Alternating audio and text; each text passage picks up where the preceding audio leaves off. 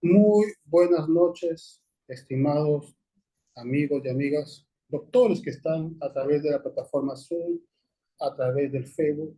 Continuamos con nuestro ciclo de especialización en delitos de violencia contra la mujer y violación sexual. Gracias al ilustre Colegio de Abogados de Huánuco, a Bill Lawyer y al estudio Miranda Hurto Abogados, es que hacen posible que se lleve a cabo este dicho evento de manera gratuita.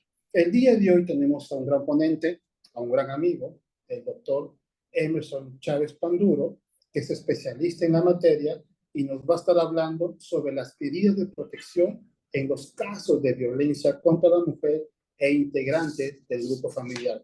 ¿Cómo está, estimado doctor? Muy buenas tardes y bienvenido a este curso de especialización en violencia contra la mujer y delitos sexuales. ¿Cómo está usted? Muchísimas gracias, doctor, por la cordial invitación y organización. Muchísimas gracias a cada uno de los participantes. Un gusto estar con ustedes el día de hoy para abordar este tema muy importante. Sobre todo, estimado doctor, que vamos a hablar de algo muy importante, ¿no? Las medidas de protección, en qué caso se va a hacer su aplicación y qué mejor con un gran ponente como es tu persona. Muchos éxitos y vamos a estar atentos a la ponencia en esta tarde. Muchísimas gracias, doctor. Muchísimas gracias. Muy buenas tardes nuevamente con cada uno de los presentes que están aquí en esta sesión de clase. Muy buenas tardes con quienes se están conectando y se encuentran presentes a través de esta plataforma digital. Muy buenas tardes con cada uno de ustedes. Vamos a dar inicio a esta sesión de clase que está relacionado básicamente al contexto de las medidas de protección. Hoy en día tenemos ya una modificación también de lo que primigeniamente fue la ley 30364. Como nosotros sabemos, esta ley nació con tres objetivos que son las siguientes. Aquí tenemos el marco de la ley. La ley nace con el objetivo de prevenir, sancionar y erradicar todo tipo de violencia contra las mujeres, pero también contra los que son los integrantes del grupo familiar. A la vez, la ley 30134 tiene su reglamento en el Decreto Supremo número 009/2016. Cuando hablamos de las cuestiones de prevención, ahí ingresan precisamente a tallar lo que vienen a ser las medidas de protección. Porque las medidas de protección lo que buscan en sí es evitar que tengamos la máxima expresión de violencia contra las mujeres, como viene a ser el feminicidio, ¿no? Para no llegar a este delito, entonces hay que prevenir y para ello hay que dar medidas de protección. Por eso es que incluso hoy en día, para poder aplicar una medida de protección, se tiene, o el juzgado tiene solamente 24 horas, ¿no? Para poder dar inmediatamente la medida de protección, al margen de que quizás esta luego se pueda apelar y se pueda revocar, pero el objetivo que se tiene es actuar de manera inmediata. Las cuestiones de sanción se van a dar cuando se evidencian que se ha configurado un cuadro delictuoso, que son prevenientes, por ejemplo, de los cuatro tipos de violencia que contempla precisamente la ley 30134. ¿Y por qué se busca prevenir y por qué se busca sancionar? Porque el objetivo que tiene la ley 30134 es buscar erradicar cualquier tipo de violencia contra las mujeres y los integrantes del grupo familiar. Ese es el objetivo que tiene la ley, ¿no? Erradicar todo tipo de violencia contra las mujeres o los integrantes del grupo familiar. Todavía estamos en un camino muy lejano. Esperemos que en algún momento se pueda precisamente erradicar las cuestiones de violencia contra las mujeres y los integrantes del grupo familiar. Actualmente, como les señalo, todavía estamos en un camino lejano, pero esperemos más adelante lograr pues el objetivo de esta ley. Asimismo, vamos a ver que estas cuestiones de violencia tienen un rigor histórico del año 2016, porque ahí es donde se advirtió en la máxima extrema situación de violencia contra las mujeres, donde un total de 124 mujeres murieron a manos de los agresores, quienes actuaron, muchos de ellos al imperio del machismo y algunos tanto respecto a misoginia, ¿no? La existencia de odios a la mujer. Entonces, la muerte de las mujeres no era, pues, por cualquier marco situacional, sino que era en razón al género. O sea, la muerte de las mujeres era por contexto de género, máxima expresión de violencia. Veían a las mujeres como un objeto, ¿no? Como una persona que no tiene derechos y que más bien tiene que ser subordinada a los deseos del varón. Como se evidenció ello, entonces algo se tenía que hacer y es ahí que el Estado tuvo la imperiosa necesidad de diseñar políticas para enfrentar las cuestiones de violencia contra las mujeres. Entonces se tenía que crear precisamente esa ley 30.13.4, pero la génesis de esta ley es la Convención sobre la eliminación de toda la forma de discriminación contra la mujer, que es el CEDAW, y a la vez también tenemos la Convención Interamericana para Prevenir, Sancionar y Erradicar la Violencia contra las Mujeres, que es la Convención de Belén do Pará. Precisamente esta última convención es la madre de todas las convenciones posteriores y de las leyes que a nivel de Latinoamérica se han creado precisamente con el objetivo de prevenir cualquier tipo de violencia contra las mujeres. Cuando hablamos de violencia contra las mujeres, sabemos que esta se puede manifestar en tres contextos: en el marco de la familia, en el marco de la comunidad y también aquellas que son perpetradas y toleradas dentro de instituciones estatales. Cuando hablamos de violencia, no es otra cosa que la agresión que va a existir, pues, a las mujeres en todo su ciclo de vida. Pero aparte de eso, contempla también a quien es un integrante del grupo familiar. Respecto a los integrantes del grupo familiar, es importante señalar el artículo 3 de su reglamento, la cual empieza señalando quiénes vienen a ser integrantes del grupo familiar. Y dentro de ello, por ejemplo, tendremos a los cónyuges, excónyuges, convivientes, convivientes, ascendientes, descendientes, parientes colaterales, por adopción, segundo grado de afinidad, entre otros. Todos ellos están dentro del contexto integrante del grupo familiar. Un detalle bastante interesante es ver que quien vive bajo el mismo lecho, bajo el mismo techo, será considerado integrante del grupo familiar, pero nos pone un contexto bastante interesante porque nos da una regla situacional donde no será considerado integrante del grupo familiar. Les voy a poner un caso brevemente y ustedes me van a decir si la ley 30.13.4 le podría dar un amparo de protección. Por ejemplo, tenemos a una señorita que trabaja cama adentro. Esta señorita se encarga de la limpieza, de los deberes de la casa y bueno, se le paga por esa labor que está realizando. Y resulta que su patrón empieza a ejercer sobre ella violencia sexual, es decir, la invita a salir, le invita a estar con ella, con él, le envía cartas, ¿no? Y ella obviamente rechaza cualquier tipo de insinuación por parte de este señor. No le hace caso, le dice, no, hasta ahí nada más. El patrón, al ver que es rechazado, entonces empieza ya a insultarla, a menospreciarla, a burlarse de ella, a humillarla. Entonces lo que va ejerciendo es una violencia psicológica, ¿no? Primero fue violencia sexual con el acoso, tocamientos indebidos y demás. Como le rechazó, ejerce violencia psicológica. Entonces ahí, por ejemplo, la pregunta que trasladamos también para ustedes es la siguiente. Miren, la ley 30.13.4 le dará marco de protección. O sea, esta señorita que trabaja cama adentro, ¿podría ser considerado integrante del grupo familiar? Esa es la pregunta que trasladamos. Y fíjense ustedes que a pesar que pudiera parecer que es integrante del grupo familiar, no lo va a ser porque, como nos señala precisamente el reglamento del artículo 3 de la ley 30.13.4, no tiene que haber una relación contractual. Entonces, como no tiene que haber, y en este caso existe, la ley 30.13.4 no lo va a considerar como integrante del grupo familiar. Ahora, eso no significa de que ella va a quedar al desamparo, pues, de la ley, de la protección, no, pero ya no será la Fiscalía Especializada de Violencia contra la Mujer, sino que en este caso será, por ejemplo, las fiscalías penales, que seguramente van a investigar el caso por lo que viera ser, pues, los delitos contra la libertad sexual. Entonces, en conclusión, para que sea considerado integrante del grupo familiar, tienen que vivir bajo el mismo techo y no tiene que primar una relación contractual. Importante también resulta manifestar, estimados doctores, los tipos de violencia que puede contemplar la ley 30.13.4. Esta ley 30.13.4 nos habla de un total de 4 tipos de violencia que ustedes en la diapositiva lo pueden ver. Hablamos de una violencia sexual, física, psicológica y la violencia económica. Como podemos advertir, nos hace mención de un total de 4 tipos de violencia. Partamos rápidamente con cada una de ellas porque la importancia es ver que de estas situaciones de violencia es la que se va a ponderar también a través de la ficha de valoración de riesgo. Dependiendo del cuadro de violencia, se va a dar la medida de protección correspondiente. Y para ello habría que ver cuándo nos encontramos pues ante estos cuadros de violencia también. En el caso de la violencia física, es una manifestación corpórea por parte del agresor.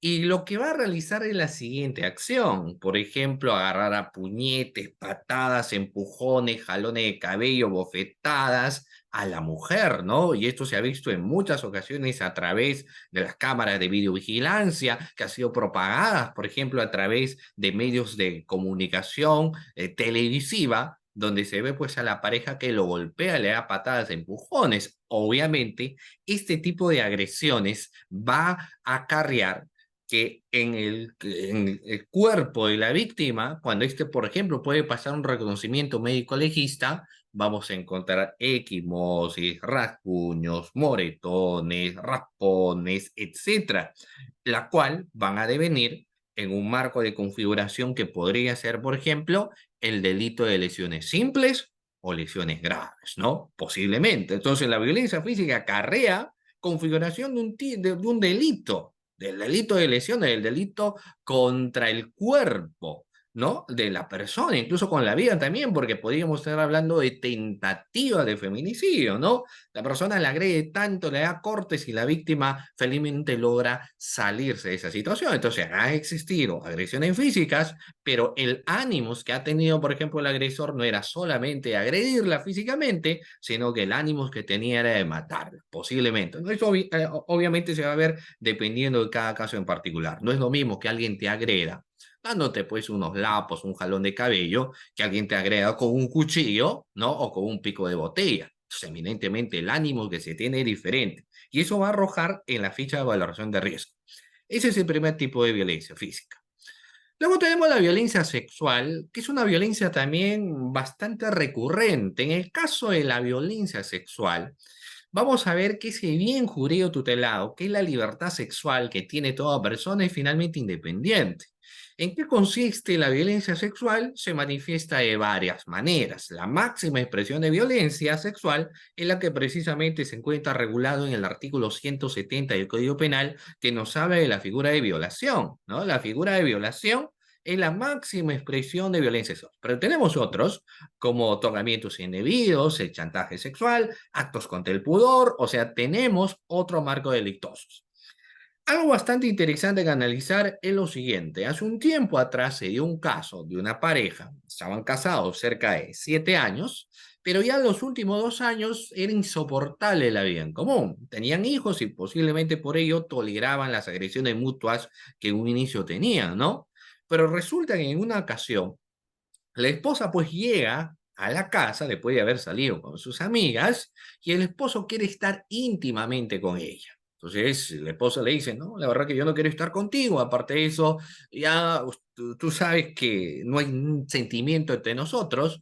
Y su esposo pues le dice, un momentito, tú eres mi esposa, así que tú me debes un deber marital, me debes un deber marital. Entonces empieza a ejercer violencia física, pero la fuerza y termina consumando el acto sexual. Después de la consumación, obviamente acá la esposa denuncia, ¿no?, estos hechos por delito de violación. Y el esposo sorprendentemente dice, no, no, no, acá no existe delito de violación, no, no existe delito de violación. ¿Por qué? Porque somos esposos. Y como somos esposos existe deberes y derechos, y ella tiene el deber, en este caso, hacia mi persona, un deber marital, ¿no? Obviamente esa es la forma de pensar que él tenía. nosotros sabemos que si bien es cierto, el matrimonio es un contrato, pero no existen, digamos, marcos situacionales que el contrato no se pueda cumplir, lo cual eminentemente en el caso del patrimonio podría dilucidar en un divorcio, ¿no? En una separación de cuerpos.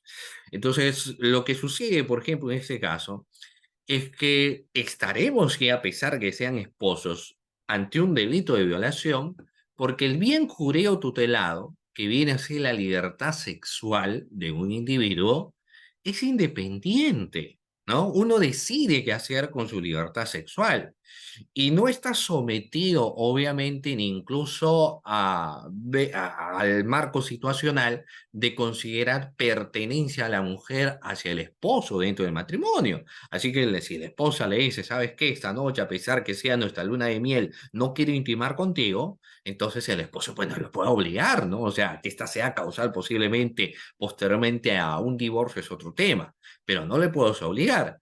Entonces, dentro del contexto familiar, podemos tener ese tipo de situaciones. Pueden haber delitos de violación dentro del entorno familiar hacia la mujer o a cualquiera de los integrantes. También puede haber tocamientos indebidos, ¿no? Y como vemos, estos son marcos delictuosos que se van a dar, ¿ya? Muy bien, entonces ese es el punto número 2 de violencia sexual. Luego tenemos la violencia psicológica, que no es otra cosa que la violencia silenciosa. Cuando hablamos de violencia psicológica, hablamos de violencia silenciosa, ¿no? Hace 10 años atrás se hizo un estudio donde se evidenció que de cada 10 mujeres, 9.5 habían sido víctimas de violencia psicológica. Pero el tema es que se normaliza la violencia psicológica y se tiene muchas veces respuesta como, no me está gritando, me está corrigiendo. O si no te grita, no te ama. O si no te cela y no te dice la hasta la Z, es porque no le importas. Entonces se normaliza, ¿no? En el contexto de la violencia psicológica, vamos a ver, por ejemplo, humillaciones, insultos, se busca calumniar, gritar, menospreciar, burlarse de la mujer, lo cual obviamente va a dañar la autoestima de la mujer, ¿no? O de cualquiera de los integrantes del grupo familiar. Ahora, una pregunta interesante es cuando se señala si esa violencia psicológica podría denotar en una posible configuración delictuosa y en razones prácticas se evidencia que sí. Por ejemplo, la instigación al suicidio. Se han tenido lamentablemente muchos casos donde el agresor le decía, no sirves para nada, no está bien lo que estás haciendo, no debes vivir, estás respirando aire que deben respirar otras personas. Le hacían sentir tan mal a la mujer que al final termina suicidándose, ¿no? Hay instigaciones al suicidio. Así también cuando se le califica, obviamente, y se le dice, tú eres una ratera, o tú eres tal cosa, o tú te dedicas a tal actividad, ¿no? En fin, entonces podríamos estar hablando de los delitos contra el honor. Entonces la violencia psicológica podría denotar también, doctores, en lo que viene a ser delitos, ¿cierto? Delitos contra el honor, ¿no? O instigación al suicidio, ¿no? Ahora, eminentemente, una persona que es víctima de violencia psicológica, a diferencia de la violencia física que va a materializarse corporalmente y se puede evidenciar y dejar estas secuelas, la violencia psicológica, si bien es cierto, físicamente no se observa, pero esto deja muchas secuelas a largo plazo que van a generar que la persona sea más introvertida, que tenga timidez, que tenga miedos, que tenga temores, que tenga ciertos traumas. O sea, el contexto de violencia psicológica genera incluso muchísimo más daño que la violencia física, ¿no? Bueno, por último, tenemos la violencia económica. En el caso de la violencia económica, un primer ejemplo es el que encontramos en el artículo 149 del Código Penal, que precisamente nos habla de la omisión a la asistencia familiar, ¿no? La omisión a la asistencia familiar es un ejemplo típico de violencia patrimonial, pero no es el único. Teóricamente nos señala que el contexto de violencia económica será cuando, en este caso, el varón busca dañar, ¿no? El recurso económico de su pareja. ¿Cómo es esto, no? Por ejemplo, imagínense que la pareja sea una abogada, entonces ella tiene su computadora, tiene su agenda, tiene dentro de sus agendas sus audiencias, puede tener sus lapiceros, puede tener muchas cosas que son obviamente sus herramientas de trabajo. Pero el esposo celoso porque no quiere pues que su esposa converse con los clientes, tenga reuniones, esté en cafés ni nada por el estilo. Entonces empieza a malograr su laptop, esconde su agenda, malogra su celular, o sea, sus herramientas de trabajo. Ese es un ejemplo de la violencia económica, ¿no? La violencia económica porque es su fuente de ingreso. Y no solamente que malogra sus herramientas, las puede destruir, ¿no? O si ella es un abogado donde tiene que ir bien internada, entonces celoso el esposo pues le esconde el saco, la falda lo rompe porque su objetivo es que no vaya, que no trabaje. Entonces estamos hablando de una violencia económica. Es cuando daña obviamente el ingreso patrimonial que va a tener su pareja. ¿Ya? Esa es la violencia económica. Entonces, hablamos de la existencia de 4 tipos de violencia que mantiene o que señala la ley. Un punto bastante interesante que señala la ley 30.13.4 es que estos 4 tipos de violencia que hemos manifestado no solamente lo puede sufrir pues una mujer, sino que también un varón podría sufrir esos tipos de violencia. Y claro que sí, existen muchos casos donde el varón es víctima de violencia psicológica, ¿no? Tú no eres igual que mi ex, tú eres una persona que no trabaja, eres un burro, eres un holgazán, tú no sirves, ¿no? Entonces hay muchas personas que son varones, que son víctimas de violencia psicológica, también de violencia física, ¿no? Solo que el varón cuando le da un sartenazo en la cabeza, pues el varón como que tiene vergüenza de denunciar los hechos. Entonces, al ver que estos 4 tipos de violencia puede ser víctima también un varón, lo que hace es la ley 30.13.4 de determinar que cuando hablamos de eso estamos hablando de una violencia de género, donde aquí la persona agraviada en primer lugar será pues la mujer y los demás integrantes del grupo familiar. Por eso que la ley 30.13.4 protege a la mujer en todo su ciclo de vida. Y el reglamento de la ley 30.13.4, cuando menciona eso, se dice, pero ojo, todos estos contextos de violencia se darán dentro del contexto de género de la mujer, ¿no? Eso es lo que establece, ¿ya? Definido ello, entonces uno dice, bueno, ¿qué hacemos, no? ¿Qué hacer? Uno va a tener que denunciar, obviamente, esos acontecimientos. ¿Quién puede denunciar? La persona agraviada, la Defensoría del Pueblo o cualquier persona que conozca hechos de violencia. Evidentemente existe cierto grado especial de poder interponer una denuncia, como son los profesionales del sector salud, los educadores, ¿no? Se pueden denunciar a través de la línea 100. Tenemos también los centros de emergencia mujer, como el SAU, que incluso cuentan con un equipo multidisciplinario entre psicólogos y demás para dar las orientaciones necesarias, ¿no? Y es bastante importante ello. Pero ¿por qué hacer todo esto? ¿Por qué? Porque lo importante es que vamos a evidenciar que como se busque evitar llegar a la máxima expresión de violencia contra las mujeres y los integrantes del grupo familiar, lo que el juez va a tener que entablar es, en aplicación del artículo 22 de la ley, lo que son las medidas de protección. Hace un momento, al inicio de esta disertación, nosotros señalábamos de que teníamos precisamente dentro de los objetivos de la ley los aspectos de la prevención, ¿no? ¿Y qué buscábamos prevenir? No llegar al feminicidio. ¿Y cómo prevenimos? A través de la medida de protección. Dentro de la medida de protección tenemos 4 medidas de protección. Ahora, vamos a empezar con el concepto breve. ¿Qué son las medidas de protección? Las medidas de protección no son otra cosa que decisiones judiciales, reitero nuevamente, las medidas de protección no son otra cosa que decisiones judiciales para resguardar la integridad personal y el patrimonio de la víctima de violencia, ¿no? Hay que proteger a la persona, hay que proteger a su patrimonio, por eso que tenemos medidas cautelares también. Atendiendo a cada de las circunstancias particulares del caso, las medidas de protección siempre se van a dar en base previo a lo que arroja la ficha de valoración de riesgo. Aparte de ello, la persistencia de denuncias anteriores, la que precisamente nos va a poder a nosotros ayudar a advertir que nos encontramos en un contexto de ciclo de violencia. Así también hay que ver la relación de la víctima con la persona denunciada en todos los aspectos importantes para poder ver, se entiende, la medida de protección. Ahora, desde luego, la medida de protección se tiene que dar ponderando cada caso en particular. Sin embargo, hoy en día con la modificación, la medida de protección se dan de una manera más inmediata que antes. Porque antes, ¿qué es lo que sucedía? Cuando uno denunciaba algún tipo de violencia contra la mujer y decía, por ejemplo, me han agredido, me han golpeado, no, mira, yo tengo la equimosis, el rasguño, los golpes. Entonces se decía un momentito, ¿y qué garantía tenemos que no se haya autolesionado? ¿O qué garantía tenemos que otra persona no le haya lesionado? Y ella dice, pues me golpeó mi esposo, ¿no? Entonces se tenía que investigar.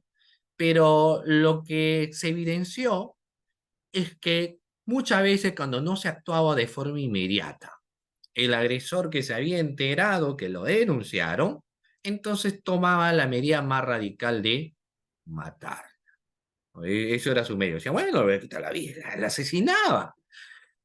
Entonces, obviamente se tenía que hacer algo y se dijo, es mejor dar una medida de protección ante quizás alguien que sea inocente que evitar dar la medida de protección y tener un resultado que lamentar.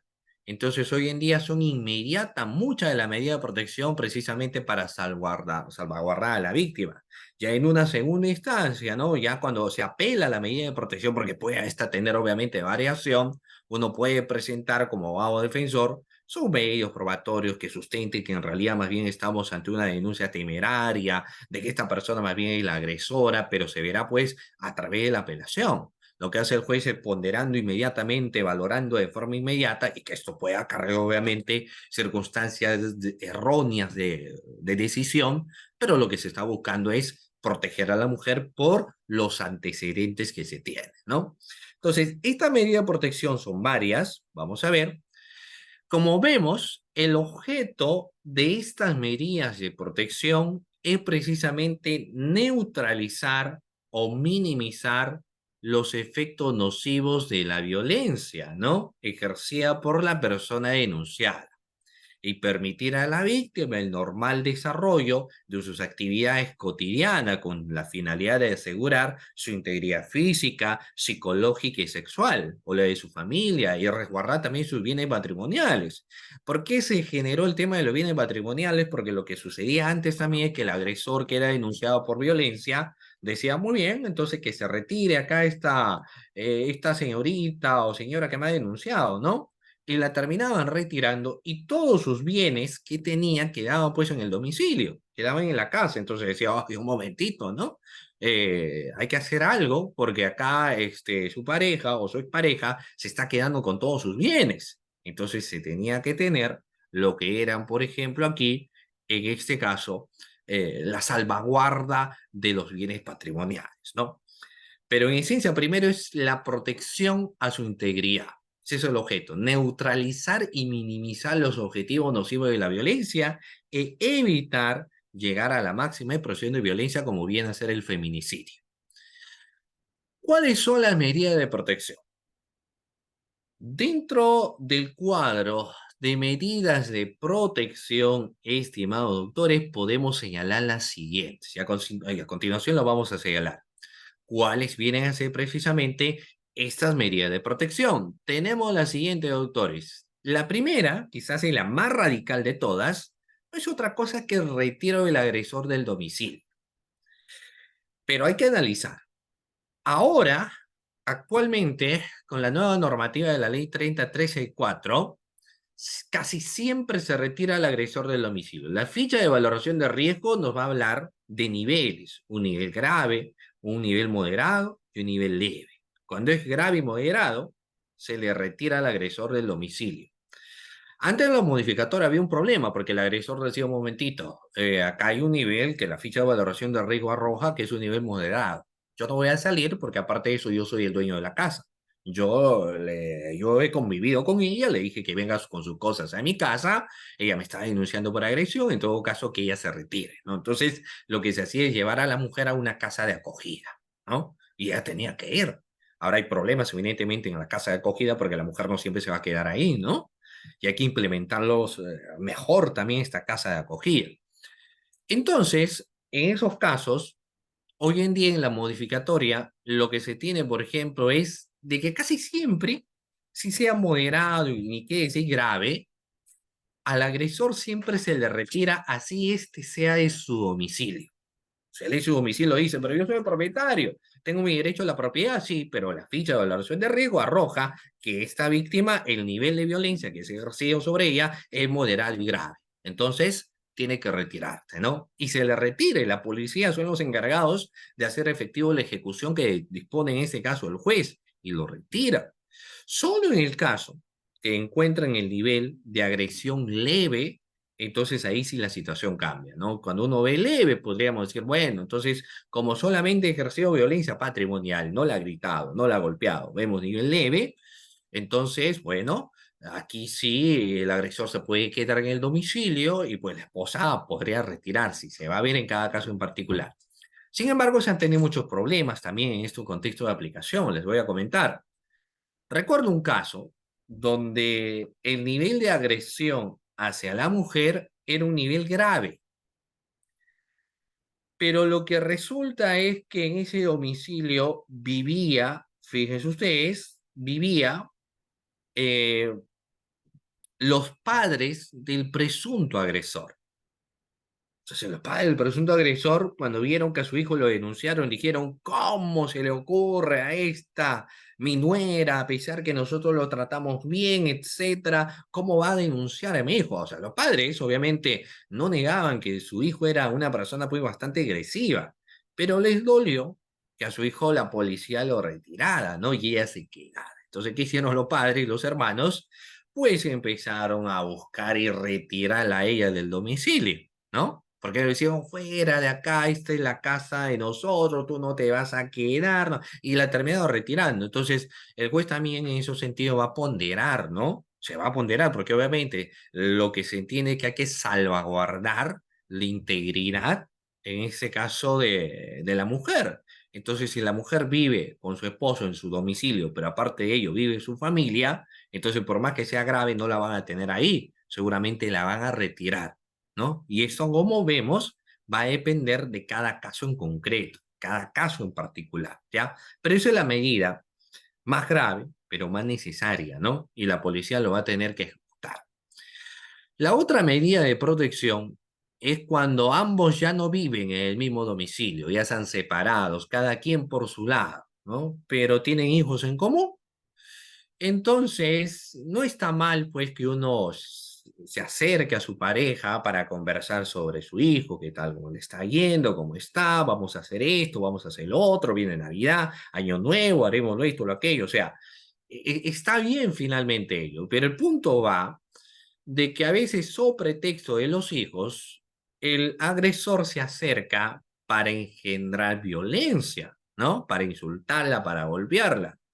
Y pues es cierto de que lamentablemente se tienen varios casos donde mujeres han sido asesinadas a la luz del día, a la vista de varias personas que transuntaban por ese lugar, ¿no? Entonces observaron que las asesinaban, se han dado muchos casos lamentablemente ellos.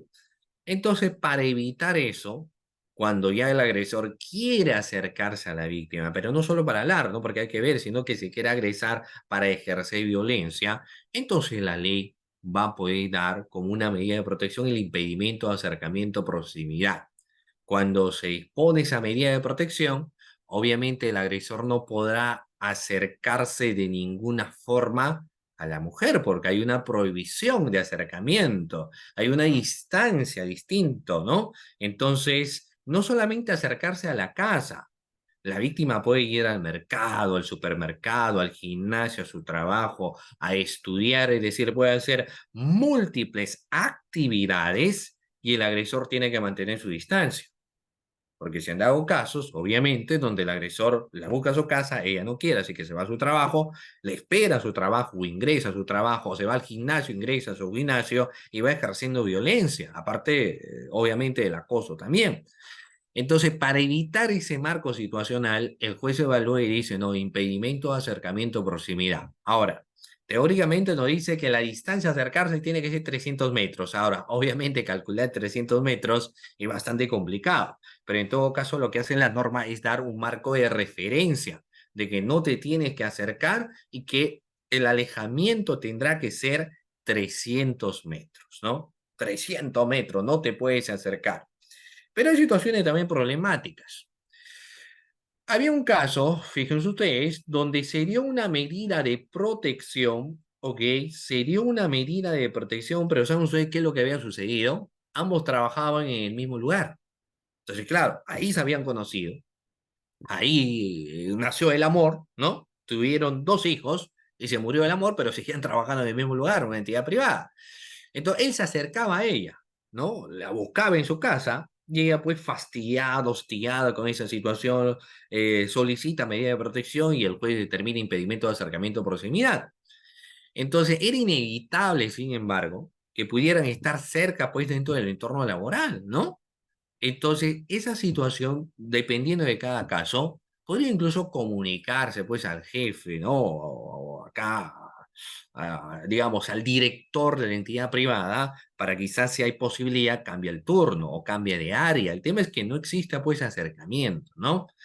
Sin embargo, esto es para muchos criticado, porque dicen, bueno, una cosa es que si están en el mismo trabajo ambos no se acercan, o va a ser normal que se van a acercar, porque va a ser imposible que estén separados 300 metros porque están dentro del mismo lugar. Entonces el juez también tendría que ponderar este marco situacional, ¿ya? Muy bien, entonces eso viene a ser, ¿ya?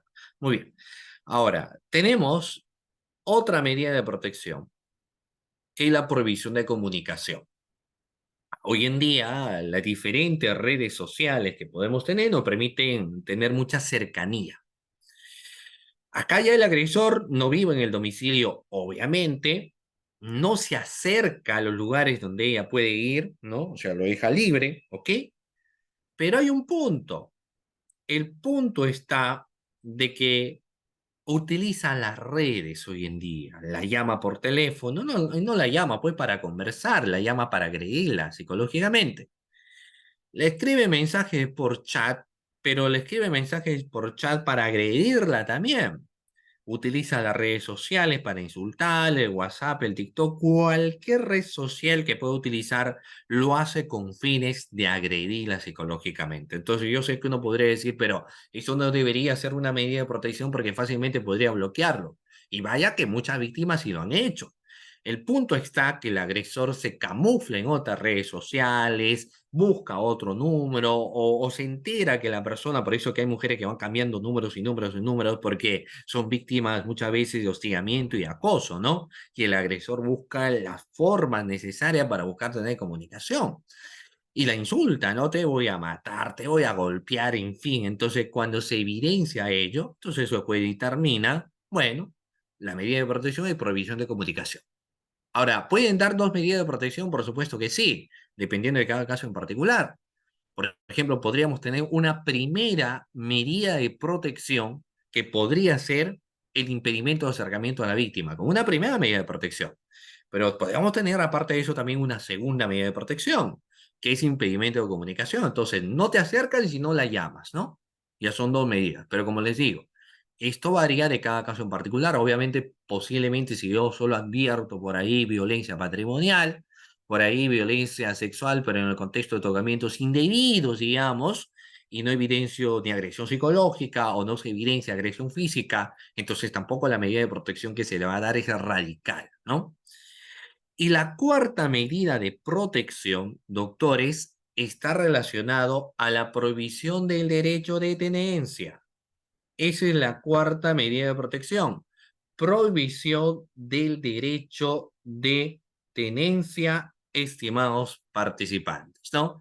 Acá ya vemos pues una conducta donde la persona, el individuo, pues porta arma para su defensa y hasta ahí no hay ningún problema, pero lo que va haciendo es que con esa arma engendra violencia, ¿no? O sea, la apunta con el arma, te voy a disparar, te voy a matar, etcétera, y va configurando hechos delictosos. No nos olvidemos, por ejemplo, que en el delito de violación impera la amenaza, ¿no? Se han dado casos donde el agresor que ya no, que en realidad viven en el mismo lugar, pero cada quien está por su lado. Entonces saca el arma y le dice, mira, si no estás conmigo, ahorita te disparo. Y termina violándola, ¿no? Cuando se evidencia ello, que el agresor utiliza su arma, entonces habrá que pedir la medida de protección de provisión del derecho de tenencia. Naturalmente, hay que notificar de manera inmediata a la Superintendencia Nacional de Control de Servicios de Seguridad, Armas y Municiones Explosivos y de Uso Civil, que no es otra cosa que el SUCAME, para que el SUCAME evidentemente proceda, pues en este caso, a deportar el arma que esta persona tiene. Ahora, también puede ser que quien utiliza las armas sea un integrante de las Fuerzas Armadas y de la Policía Nacional del Perú.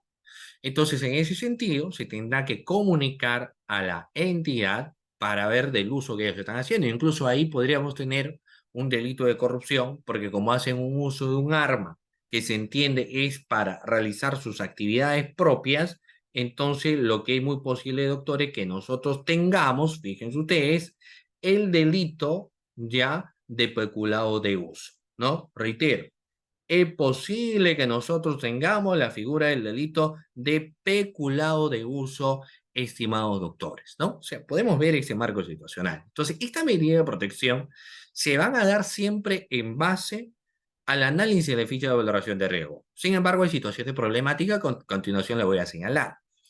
El juez puede dictaminar la medida de protección, pero la medida de protección está destinada al cumplimiento del agresor. Si el agresor, por ejemplo, se le dijo impedimento de acercamiento a la víctima o retiro del agresor del domicilio y el agresor regresa, entonces para empezar existe una desobediencia a la autoridad, ¿no?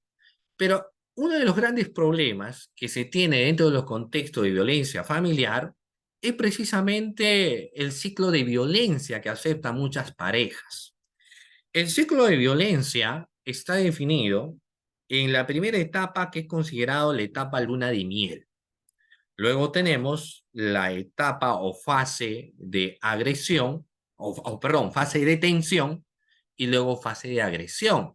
Y luego se vuelve nuevamente fase de luna de miel, fase de tensión y fase de agresión. Y a veces la víctima está en esa encrucijada y no sale. O sea, tendría que, obviamente, tener un tratamiento psicológico para ver. Ahora, la fase de luna de miel es todo bonito, pues, ¿no? Todo color de rosa, viajes, joyas, palabras bonitas y todo lo que puede hacer, ¿no? Fotografías en las redes, en fin, todo. O sea, la pareja perfecta. Pero esa fase de luna de miel es momentánea. Después de que termina la fase de luna de miel, ingresa a la fase de tensión. Con quién te estás hablando? ¿A quién estás llamando? ¿Por qué estás saliendo vestida de esa manera? ¿Por qué vas a ir de viaje? ¿Por qué haces esto? ¿Por qué haces lo otro? En fin, ¿no? Y hay una tensión hacia la mujer. Y la otra fase que viene a ser la agresión, que puede ser física, sexual, psicológica, económica, entre otros. Lo ideal, teóricamente, es que cuando uno ingresa a la agresión, pues ahí muere todo y tendría que tomar su propio rumbo. Pero es un círculo vicioso. Después de la agresión, el agresor se arrepiente y viene la luna de flores, rosas, peluches, caramelos, tortitas, chocolates, viajes. Entonces la pareja dice, bueno, vuelvo con él. Están felices un tiempo y nuevamente la fase de tensión. Luego la agresión y así viven en el ciclo vicioso. Ahora, ¿esto qué tiene que ver con el tema de la medida de protección? Lo que pasa es que muchas veces el juez dictamina la medida de protección, dice retiro la agresión del domicilio, no ha dicho impedimento de comunicación y la llama, ¿no? Le dice, pues, ¿cómo me vas a hacer esto? Estoy arrepentido, etcétera. Además, pienso en nuestros hijos. Entonces la víctima dice, sí, pues tiene razón. Vuelve inmediatamente a la casa, ¿no? No, pero hay una orden judicial, no, y hay un derecho, no, pero el derecho no puede estar más allá que la fuerza del amor. Así que venga, ¿no? No importa la medida de protección, tú y yo frente al mundo. Entonces el agresor regresa. Si el agresor regresa al domicilio por llamado de la propia víctima, ya es un incumplimiento a la orden que ha hecho el juez. El tema es que el agresor pues llega, está bien solo un día y después fase de detención y nuevamente agresión. Y ahí tenemos un problema, que no solamente parte del incumplimiento por parte de quién es el agresor, sino que la propia víctima que denunció el acontecimiento no cumple, mejor dicho, si bien es cierto sobre ella, no se radica que tiene que cumplir, no llamarlo, que debería hacerlo en todo caso, pero finalmente va provocando que a quien le han dado la medida de protección incumpla, ¿no? Y eso pasa con toda la medida de protección. O sea, hay casos donde se han dictaminado impedimentos de acercamiento o proximidad, pero luego resulta, fíjense ustedes, que la víctima regresa, que la víctima se encuentra ahí, ¿ya? Muy bien. Y eso es un contexto que a veces, pues, sucede, ¿no? Sucede o se advierte y se ve, y el contexto, pues, de distancia siempre tiene que ser los 300 metros, pero la propia víctima, después que le han dicho, es la que empieza llamando, o sea, rompe las medidas de protección que se han establecido. Y eso es un problema que hoy en día tenemos, porque se da la medida de protección, ya se ha estipulado, la víctima no puede, porque está dentro de las fases, ¿no? Ahora ingresa a la fase de luna de miel, rompe la medida de protección, viene el agresor y el agresor pues ya no viene con la intencionalidad ya de luna de miel, sino viene con la intención de matar. Y ese es un problema. Ese es un problema que tenemos. Entonces, ¿qué hacer? Para ello se dice, no, hay que ver, por ejemplo, el tema de la vigilancia de los policías. Y bueno, eso lamentablemente no, es muy complicado, ¿no? Porque la policía no está 24/7 para ver que la persona no está viniendo. Entonces tenemos el botón de alerta, el botón rojo, pero el botón rojo se va a activar cuando la propia víctima ve que, por ejemplo, se percata que viene el agresor, está tocando la puerta. Entonces, botón rojo para que en ese caso lo detengan en flagrancia delictiva cuando estén cumpliendo lo que dice la resolución judicial. Pero eso lamentablemente, como les digo, en algunos casos no sucede, ¿no? Por eso es que tenemos la medida de protección, pero hay que trabajar también mucho el aspecto psicológico de la supuesta agraviada o la agraviada, ¿no? Digo supuesta agraviada, porque las medidas de protección se pueden revocar, ¿no? El artículo 22A nos habla de los criterios para dictar medidas de protección. Existen varios. El primero de ellos es los resultados de la ficha de valoración de riesgo y los informes sociales emitidos por las entidades públicas competentes. O sea, eso evidenciamos, ¿no? Hay que ver, ya hemos señalado que en el caso de la ficha de valoración de riesgo, nosotros tenemos niveles de violencia. También hay que evidenciar la existencia de algunos antecedentes policiales o sentencias en contra de la persona denunciada. A veces es reincidente, ha ejercido violencia en años anteriores, ¿no?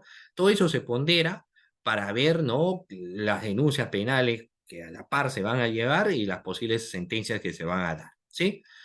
Ahora, las medidas de protección, bueno, que estamos en medidas cautelares. En el caso del artículo 22B, sobre las medidas cautelares, tenemos las siguientes. Uno, y quizá la más importante, es el inventario sobre sus bienes. Porque cuando ambos hacen vida en común, compran sus bienes, y ahora, ¿qué sucede si hay el marco de violencia, no? Muchas veces el agresor se lleva pues todos sus bienes. Dicen, muy bien, o sea, me están retirando a mi domicilio, perfecto, me llevo todas mis cosas, hasta la cama, se llevan absolutamente todo. Y la víctima no le puedo reclamar porque tiene temores a que le hagan algo, ¿no? Entonces dice, no, yo no le puedo decir nada porque me va a agredir, me va a matar. Y se lleva todos sus bienes. Para evitar ese marco situacional es la que se tiene las medidas cautelares para evitar que el agresor que se le está retirando, por ejemplo, del domicilio, pueda llevarse sus bienes, ¿no? Entonces se hace un inventario. O sea, si el agresor se retira, se va pues con todos sus bienes o posteriormente se le hará todos sus bienes. Pero los bienes de la víctima o de la mujer que ha denunciado se tienen que quedar para ella.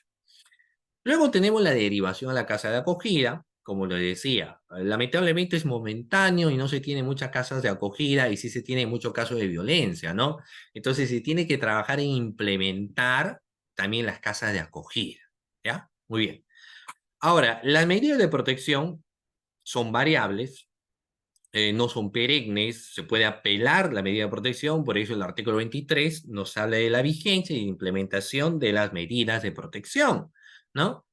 Las medidas de protección varían en base al peligro que va a tener la víctima, ¿no? Muchas veces, por ende, el juez dictamina que el que ha ejercido, por ejemplo, violencia patrimonial o violencia psicológica ingresa a terapia, ¿no? Porque quizás es una persona que no maneja su temperamento, es una persona ciertamente agresiva, pero se dictamina que este pase una terapia psicológica para que cambie ese comportamiento que él tiene. Y eso le va a ayudar porque se puede levantar o se puede variar la medida de protección que ha recaído sobre esta persona, ¿no? Quizás se ha recaído impedimento de acercamiento, pero ahora ahí a través del informe psicológico se evidencia que es una persona que ya sabe manejar sus emociones, entonces sí se puede acercar, ¿no? Se ve ello. El juez dispone qué medidas de protección se va a dar y los efectivos policiales pues se encargan de ejecutar, ¿ya? Muy bien. Ahora, hemos señalado que toda esta medida de protección se da en base al análisis de la ficha de valoración de riesgo. Acá vamos a ver. Tenemos, por ejemplo, una ficha de valoración de riesgo que, como hace un momento les señalaba, tiene una serie de niveles, desde nivel leve, nivel moderado y nivel severo, ¿no?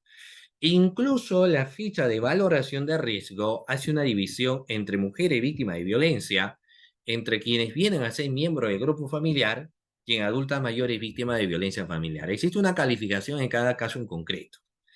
Por lo general, si hay violencia de carácter patrimonial, lo que va a arrojar posiblemente es nivel leve. Si evidenciamos por ahí tocamientos indebidos, posiblemente el nivel sea leve, posiblemente.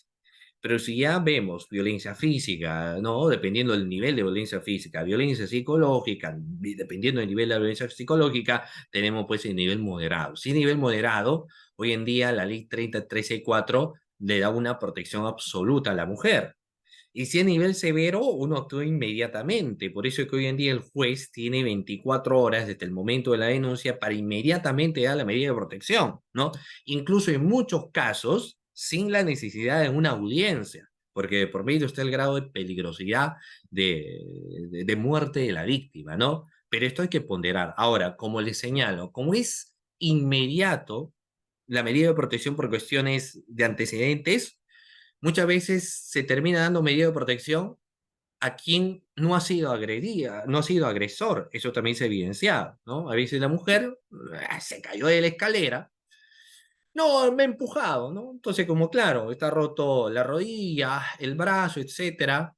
Entonces, uy, mira, son lesiones gravísimas. Entonces, los indica, las indicación suficiente y retiro. Ya luego se puede apelar a la medida de protección, ¿no? Pero como le he señalado, como es eminente o inmediato lo que se tiene que dar, entonces obviamente hay que actuar de forma rápida. Muy bien, estimados doctores, de esta manera concluyo, ¿no?, mi participación en esta sesión del día de hoy, agradeciéndole en primer lugar al doctor Elder Jaime Miranda por la cordial invitación a mi persona, agradecer a todos ustedes también que hoy han estado presentes pues, en esta sesión de clase, muchísimas gracias de todo corazón, un saludo a cada uno de ustedes y bueno, Dios mediante, espero verlos en una próxima oportunidad. Muchas gracias, estimado amigo, doctor Emerson Chávez Panduro, que estuvo hablando sobre las medidas de protección en los casos de violencia contra la mujer e integrante del grupo familiar. Muchas gracias, ¿verdad? Ha sido una clase magistral y nos estaremos viendo hasta otra oportunidad. Bonito fin de semana. Asimismo, agradecemos a todas las personas que nos están viendo a través de Zoom, a través de Facebook, y lo esperamos el próximo jueves a las 6 de la tarde con el curso de especialización en violencia contra la mujer e integrante del grupo familiar. Muy buenas tardes con todos ustedes. Buen fin de semana. Hasta la próxima. Gracias por su atención. Muy buenas tardes. Hasta la próxima.